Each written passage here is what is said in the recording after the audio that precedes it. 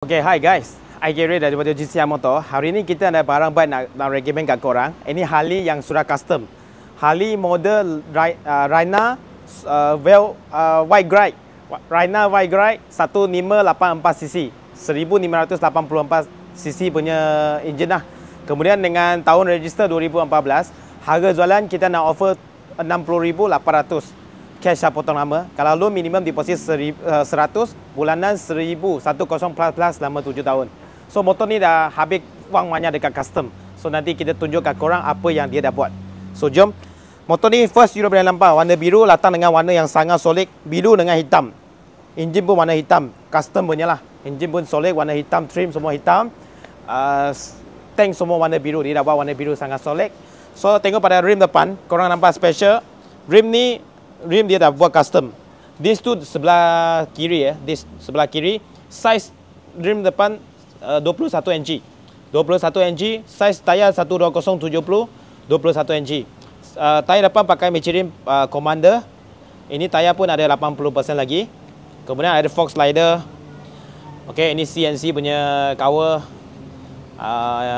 LED punya sinet. Lampu depan pun dah custom lawa.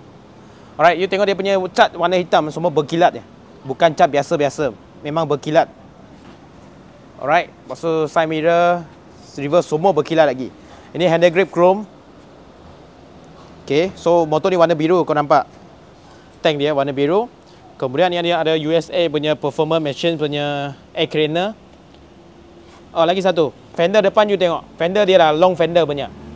Long fender customized punya fender. So nampak lagi solid. Lepas tu ada belly pan bawah.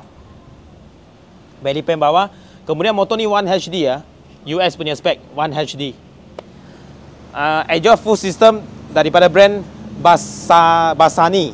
Okey, Brenta punya brand Bassani punya full system exhaust. Ini exhaust belakang dia dah pasang yang sporty yang pendek. So belakang lagi lowest. Lagi nampak solid. Size tayar belakang 180 60 17. Rim belakang original. Okey, so pakai Harley punya tayar lagi, asal punya tayar lagi. Ada 60% lagi. Okey, so lambang semua ada lah, tempat nombor frag. Okey, LED punya sinet. Kita tengok dia punya trim engine semua hitam lah. Ini yang custom punya. Semua hitam. Ada streamer Eagle punya ignition coil. So sound dia memang best. Mileage 48,000 saja. So kita start bagi korang dengar.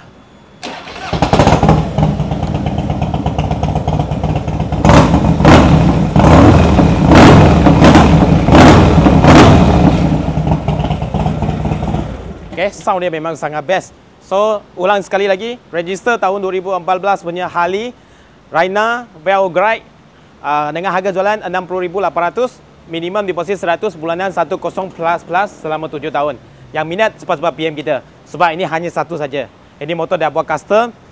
So, hanya satu saja. So, yang minat cepat-cepat PM kita. See you, bye.